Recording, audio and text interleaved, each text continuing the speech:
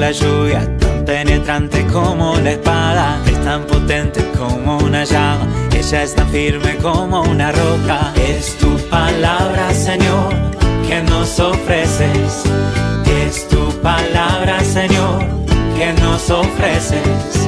Abramos el corazón, prestemos mucha atención a tu palabra, Señor, que nos ofreces.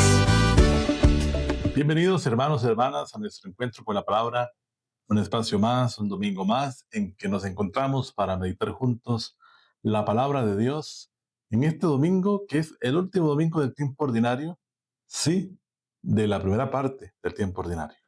Recordemos que el tiempo ordinario forma un total de 33 a 34 domingos, y ahora concluimos con este sexto domingo del tiempo ordinario, esta primera parte, porque el próximo miércoles tendremos ya la celebración del miércoles de ceniza, con el cual iniciamos el tiempo de Cuaresma, que nos llevará a la celebración de los misterios propios de nuestra redención en la Semana Santa, y posteriormente 50 días de Pascua, en el que entraremos en esta gran meditación de la palabra en torno a Jesús resucitado y el camino de la iglesia primitiva según los Hechos de los Apóstoles.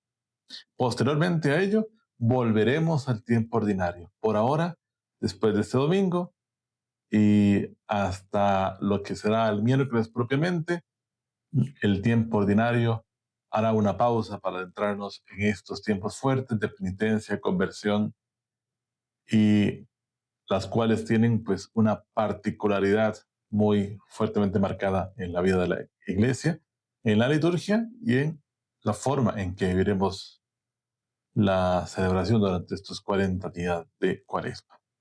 Y bueno, hermanos, particularmente la palabra de Dios nos trae en la secuencia que hemos venido atrás con el Evangelio de las Bienaventuranzas, del Sermón del Monte, el Sermón de la Montaña, como comúnmente se le conoce.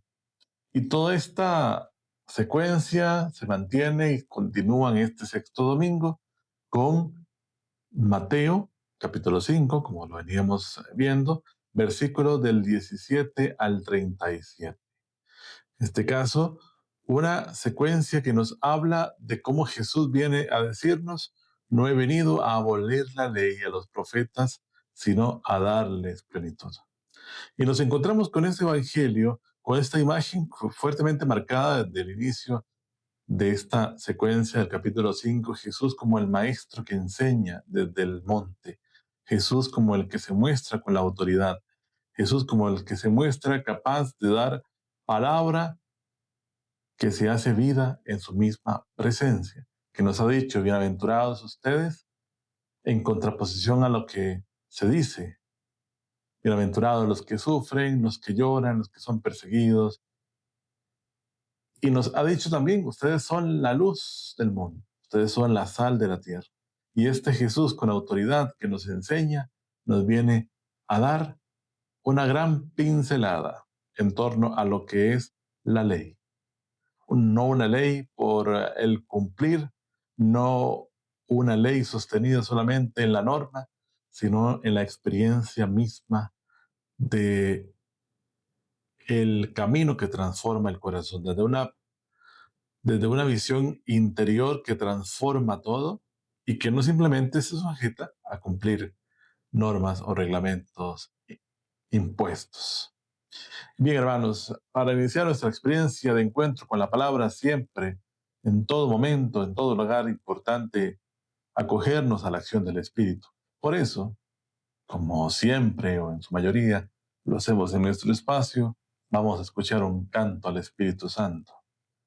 Invocamos a la presencia del Señor, que a través de su Espíritu nos inspire para acercarnos a esta palabra que nos da la liturgia dominical, y que en familia, en pequeña comunidad, en nuestra parroquia, en nuestro grupo, podemos encontrarnos para juntos enriquecernos con lo que nos dice la palabra en el corazón a cada uno de nosotros. Vamos entonces a escuchar un canto al Espíritu y volvemos a nuestro encuentro con la palabra de este sexto domingo del tiempo ordinario.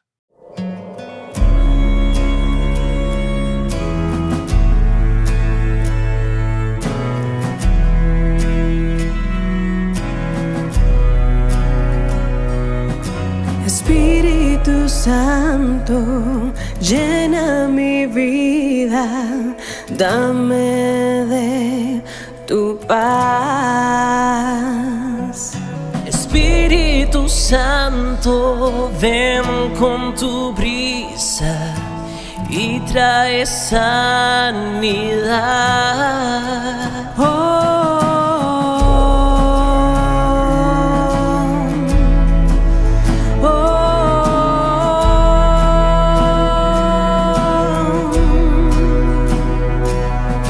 Espíritu Santo, anhelo tu presencia.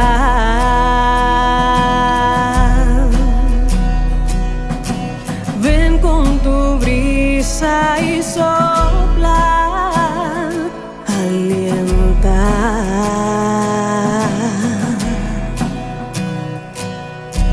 Ven y quema todo lo que hay en mí. Con tu agua purifica mi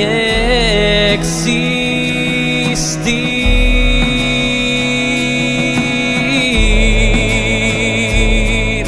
Toma mi corazón, transforma mi ser. Necesito más de ti en mi vida. Toma mi corazón, transforma mi ser. Necesito más de ti en mi vida. Espíritu Santo, anhelo tu presencia.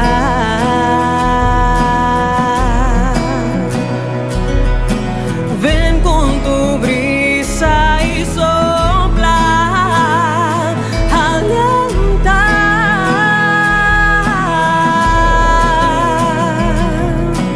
Ven y quema todo lo que hay en mí. Con tu agua purifica mi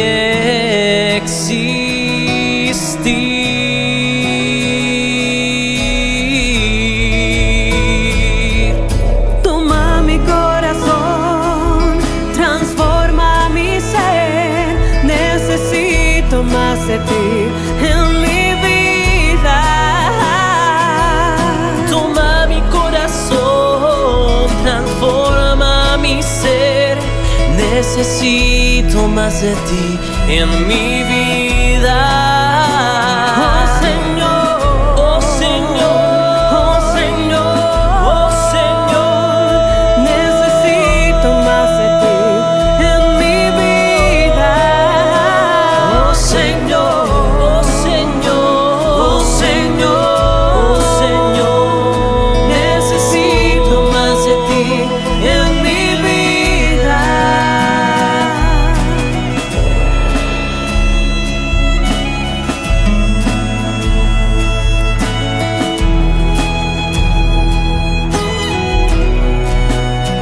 Que tú me toques, Que tú me llenes que me visites y me restaures.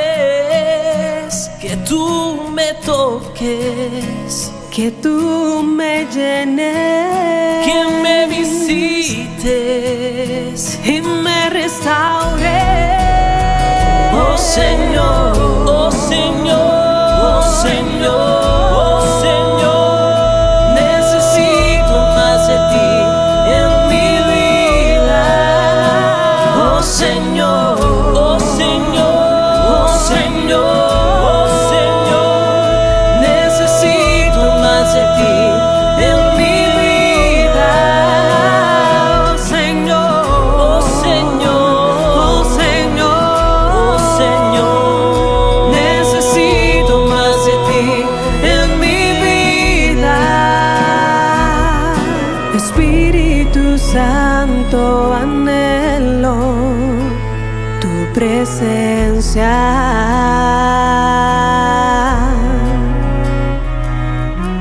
Ven con tu brisa y sopla, alienta.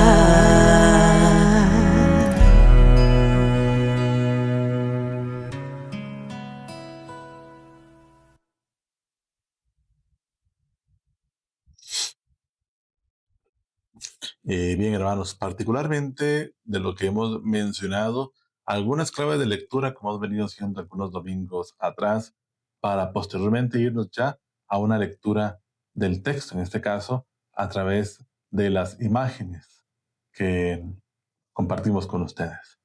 Jesús se sitúa ante la ley y los profetas como su cumplimiento definitivo, y lo dice muy claramente en el Evangelio: no ha venido a abolir, sino a dar plenitud. Revela que la voluntad de Dios no se realiza mediante una obediencia exterior a normas, sino que se realiza a través de una relación viva que transforma el corazón. La ley deja de ser un impuesto que se ha colocado en el corazón como un muro desde un mero exterior, y se convierte en un camino interior, pasa del exterior al interior, para llevarnos a la comunión con Dios y a la plenitud con los hermanos. Se decía en el contexto del judaísmo del siglo I, y se proponía un Mesías que fuera el intérprete definitivo de la ley. Pero Jesús va más allá, no interpreta la ley como un maestro más, sino que habla con una autoridad que viene de Dios. Por eso es el Hijo amado del Padre que escuchábamos hace unos domingos atrás. Y Jesús no viene a contradecir la revelación anterior, sino que se manifiesta como aquel que revela plenamente la voluntad del Padre y lleva a esta ley a su sentido último.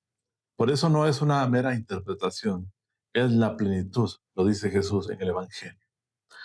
La ley dada por Moisés, claro está, no se relativiza ni se anula.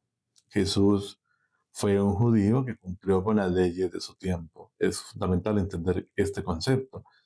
Jesús afirma su validez, pero nos da un giro en la orientación para un cumplimiento auténtico, que es la interiorización de los mandamientos. La justicia no se mide por la observancia cuantitativa o formal, sino por la adhesión del corazón a las exigencias del reino. El Sermón del Monte, entonces, queridos hermanos, no es una expresión moral, sino una vida que se transforma desde adentro. Por eso, para nosotros podríamos entenderlo desde este punto de vista, que excluye el camino discipular, el camino del ser cristiano, de un mero legalismo, de un mero cumplimiento, para llevarnos a algo más allá. Y Jesús ha puesto algunos ejemplos, como lo veríamos en el tema del divorcio, del daño al prójimo y de algunos otros ejemplos, para hablarnos de que el mal no comienza en los actos visibles, sino en la disposición del corazón, en aquello que rompe la comunión, que daña la vida comunitaria. Y por eso Jesús habla de que la reconciliación con el hermano se convierte en una auténtica condición para una relación con Dios.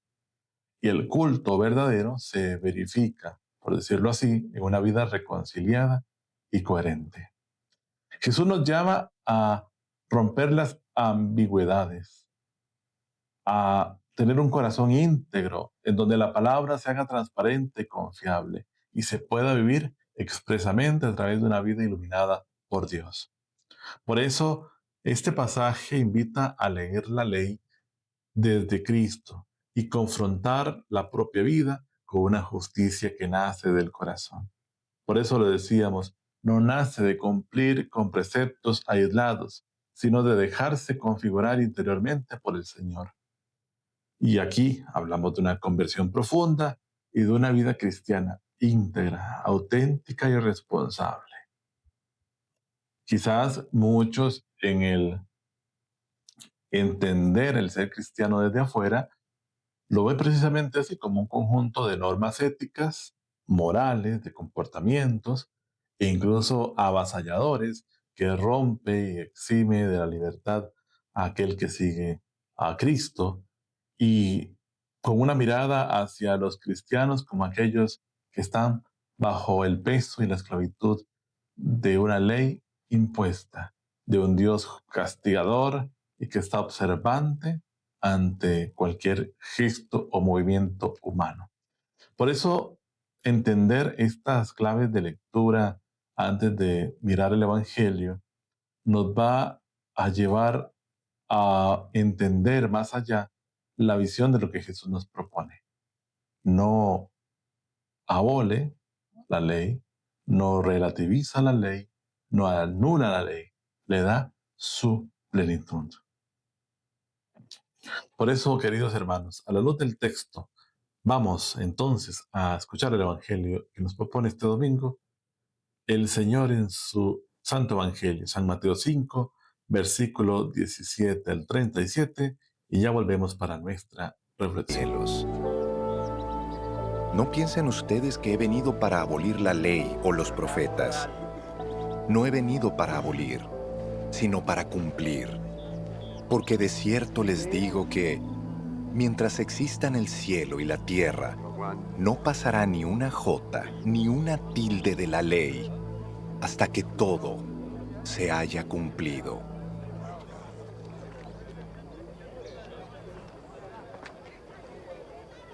De manera que cualquiera que quebrante uno de estos mandamientos muy pequeños y así enseña a los demás, será considerado muy pequeño en el reino de los cielos.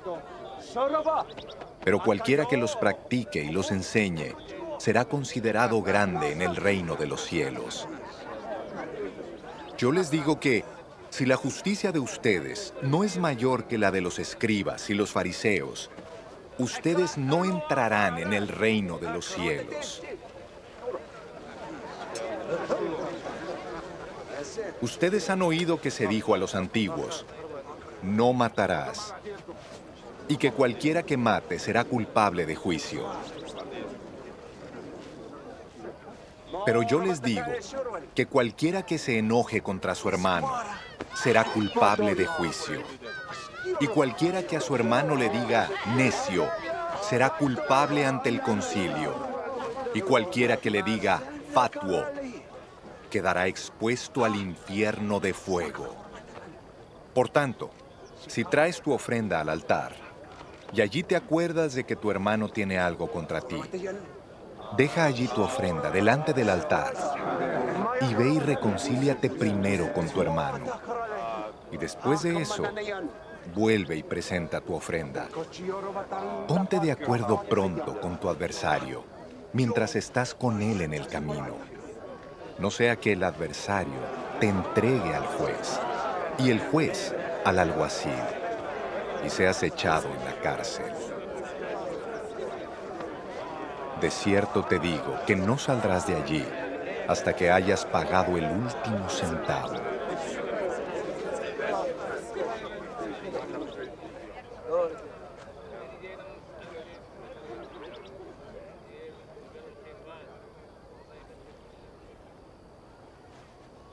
Ustedes han oído que fue dicho, no cometerás adulterio. Pero yo les digo que cualquiera que mira con deseos a una mujer, ya adulteró con ella en su corazón.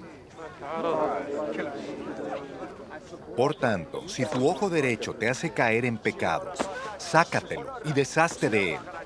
Es mejor que se pierda uno de tus miembros y no que todo tu cuerpo sea echado al infierno.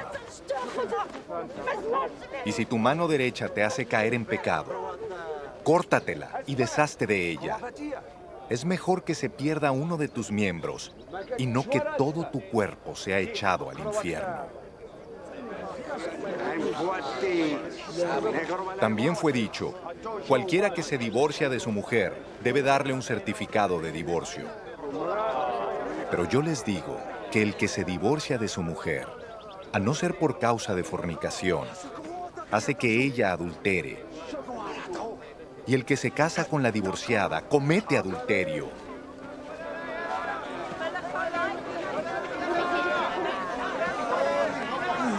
Ustedes han oído también que se dijo a los antiguos: no perjurarás, sino que cumplirás tus juramentos al Señor. Pero yo les digo, no juren en ninguna manera, ni por el cielo, porque es el trono de Dios, ni por la tierra, porque es el estrado de sus pies, ni por Jerusalén, porque es la ciudad del gran rey. No jurarás ni por tu cabeza, porque no puedes hacer blanco o negro un solo cabello tuyo. Cuando ustedes digan algo, que sea sí, sí, o no, no, porque lo que es más de esto proviene del mal. Bien, hermanos, a partir de la reflexión del texto, vamos a adentrarnos con la Veritatis Splendor, este documento de nuestro magisterio, a tres ideas, tres elementos puntuales que nos permite meditar la palabra. Recordemos que en el ejercicio de la palabra siempre es importante leerla un par de veces, incluso esta construcción mental del texto que siempre es positivo para enriquecernos más de lo que dice la palabra. Y bien, a la luz de la Veritatis Splendor, tres elementos puntuales que vamos a mencionar en esta reflexión. Lo decíamos, Jesús no viene a anular, ni a abolir, ni a relativizar el cumplimiento de la ley, sino a darle su sentido último, el cual se encuentra en su misma persona. Cristo no es un legislador moral, Cristo no es un juez que está observante ante nuestros movimientos y conductas, sino que es la verdad que revela el bien, la plenitud y que llama al hombre a seguirle. Jesús establece su autoridad divina y muestra que la verdad moral, que la verdad en sí misma no es una construcción humana ni una interpretación, sino la revelación que viene de Dios mismo. Cuando tratamos de entender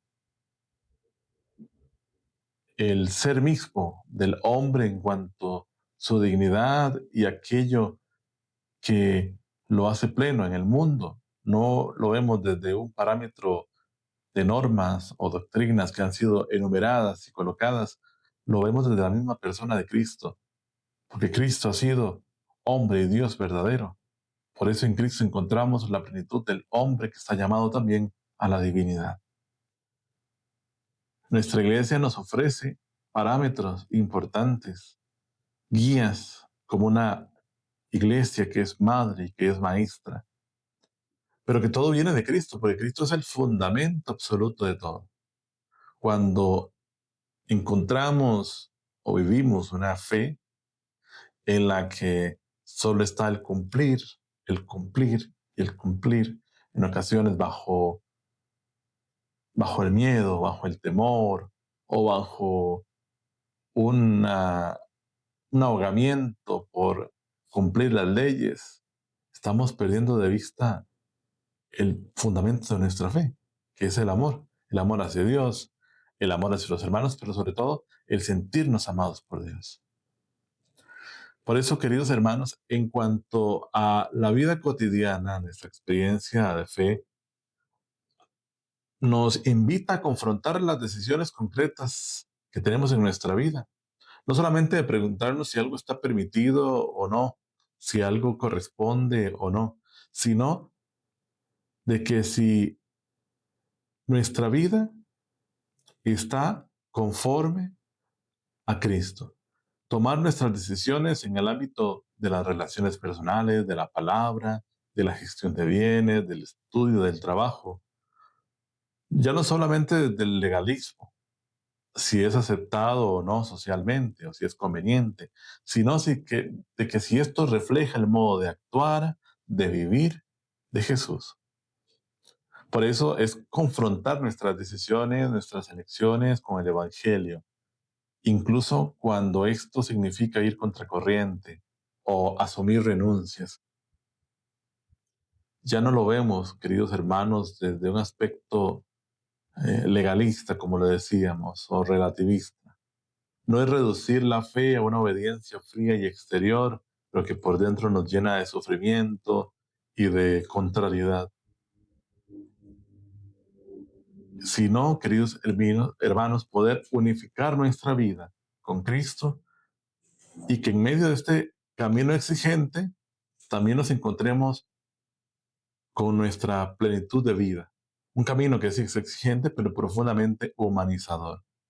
Por eso seguirlo no empobrece la libertad, la orienta hacia el bien verdadero.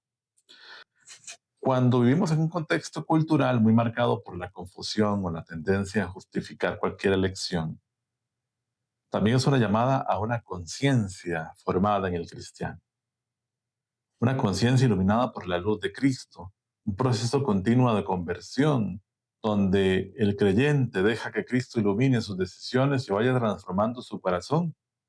Y un corazón, por supuesto, que tiene que estar plenamente abierto a la voluntad de Dios, abierto a la verdad y a su amor.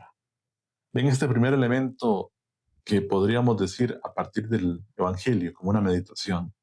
¿Cómo es Cristo el punto de referencia que ilumina nuestra vida? No bajo una exigencia casi jurídica de lo que tenemos o no que hacer. El segundo punto nos dirige hacia el interior del corazón. Jesús lleva los mandamientos a su raíz interior.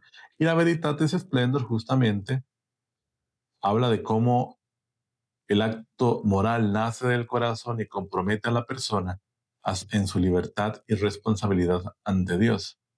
Por eso no se habla de una observancia externa, sino de una adhesión que brota desde el interior. Y aquí podríamos decir un examen sincero de las propias actitudes, de aquellas disposiciones internas que muchas veces cometemos en medio de nuestra fragilidad.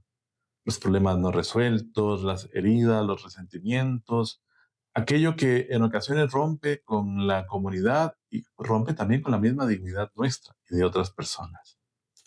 Por eso la conversión interior no solamente es corregir conductas externas, aunque esto lo va a llevar como un proceso propio, sino en que la gracia transforme progresivamente nuestro corazón. Mirar como Cristo, pensar como Cristo, actuar como Cristo. En este camino de sanación interior, la oración y el sacramento de la reconciliación, palabra fundamental dentro de poco tiempo en nuestra vida eclesial, se convierte en un lugar central. La gracia no anula la libertad, sino que la purifica y la fortalece. Por eso también es una invitación a que, como creyentes, reconozcamos nuestros desórdenes, nuestra fragilidad y acojamos el perdón que nos restaura y que restaura la comunión. Por eso, la experiencia de ser cristiano, nuestra vida, nuestra moral cristiana, no es una carga, es un camino de liberación. A nivel comunitario, las palabras de Jesús interpelan la forma en que vivimos nuestra comunidad. Una comunidad que se deja iluminar por el Evangelio, que cuida las relaciones, que rompe con las murmuraciones, con el chisme, con el juicio y con las divisiones silenciosas, pero que erosionan la comunión. Una vida comunitaria donde se promueva la reconciliación, el diálogo sincero y la corrección fraterna como elementos esenciales de esta transformación que viene desde el corazón. Como en ocasiones podemos encontrarnos en la comunidad muchos de estos problemas, pero en las que muchas veces se guarda silencio.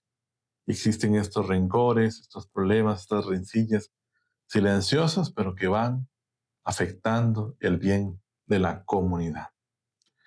Y hablamos de la libertad, una libertad auténtica que se vive en la verdad del Evangelio, y se expresa en relaciones fieles y verdaderas.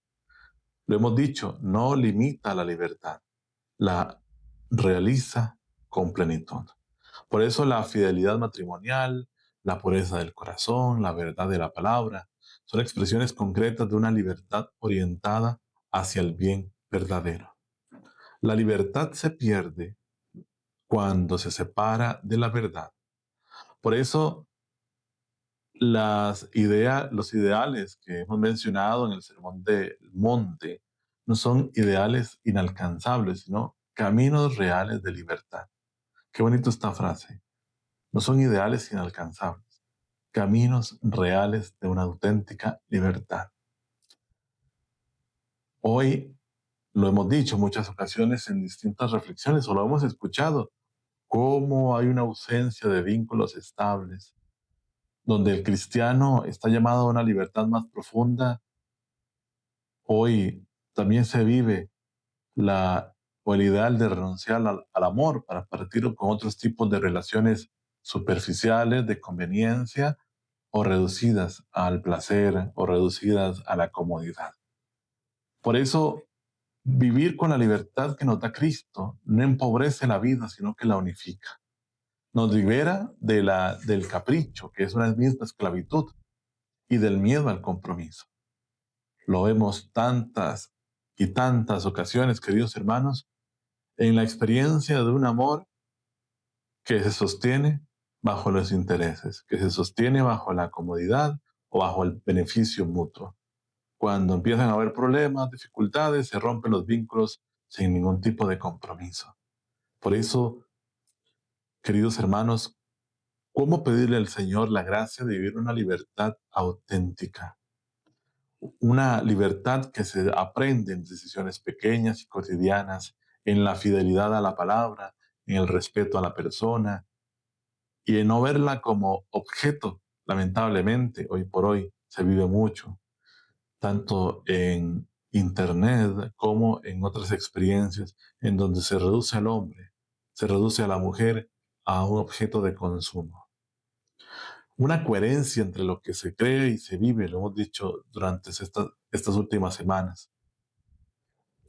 Y como lo hemos dicho, la verdad no como una carga, sino como un principio de unidad interior. La Iglesia no nos propone una moral de prohibiciones, sino un camino de libertad.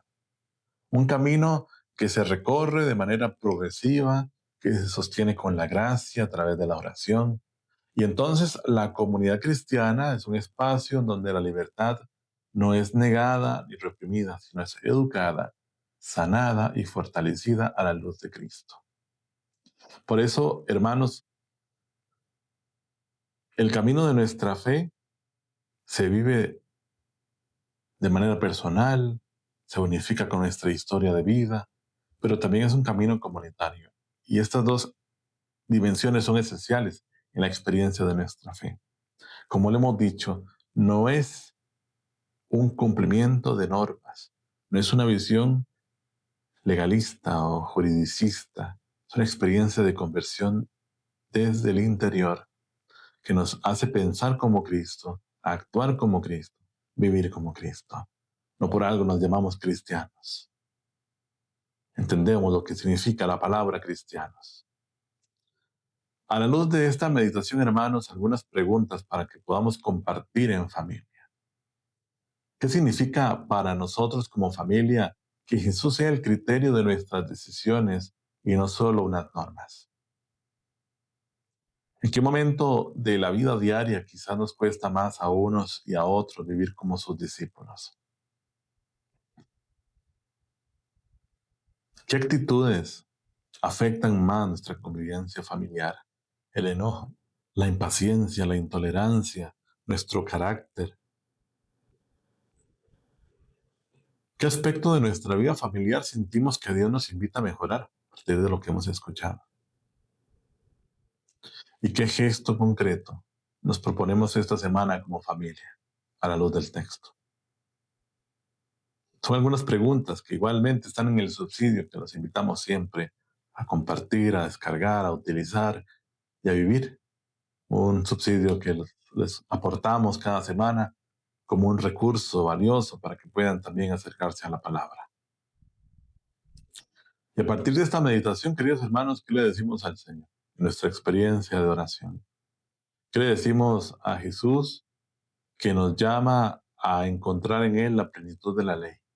Una plenitud que se fortalece, se sostiene en el amor, no en el mero cumplimiento. Por eso Te damos gracias, Señor, porque nos enseñas que no es cumplir normas, es transformar el corazón. Por eso mira nuestra familia, mira nuestra comunidad con sus alegrías, con sus fragilidades. Límpianos de la ira, del rencor, de las palabras que lastiman. Enséñanos a hablar con verdad y a vivir la fidelidad como un camino de amor y de una libertad verdadera que no huye del compromiso y que ama a todos como tú amas. La experiencia de la fraternidad que hemos vivido y que estamos viviendo en nuestra diócesis como una reflexión particular. Y en nuestra contemplación, como un momento también propio de la lección divina, renunciemos a la tibieza espiritual. Dios no nos quiere con un corazón a medias. No basta con evitar el mal, hay que vivir con pasión por el bien, por el Evangelio, por Cristo. Por eso, en silencio, contemplemos a Jesús, contemplemos estas palabras que nos dice, que nos invita a vivirlas desde el interior del corazón. Esta hermosa imagen de Jesús en el monte es una experiencia discipular riquísima en cuanto a poder entender a Jesús como aquel maestro que enseña, pero que hace palpable con su misma vida sus enseñanzas.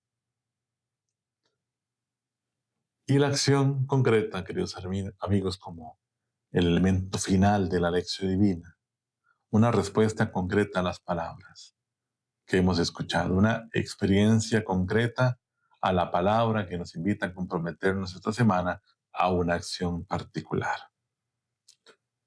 Por eso, vivamos este momento para acercarnos a Dios y pedirle la gracia de ser fieles. Y digamos juntos, ahí nuestra familia, ahí nuestra comunidad: Jesús, haz de nuestro hogar un lugar de verdad, de perdón y de amor fiel. Amén. Celebramos, queridos hermanos, la gracia de ser iglesia unida en la fraternidad y que encuentre en Jesús su esperanza, su fortaleza, su plenitud. Nos encontramos la próxima semana en nuestro encuentro con la palabra especial dedicado al inicio de la Cuaresma y del primer domingo de este tiempo litúrgico que nos invita a la conversión y a la penitencia. Nos encontramos la próxima semana, queridos hermanos, en otro encuentro con la palabra. Que el Señor los bendiga y hasta la próxima.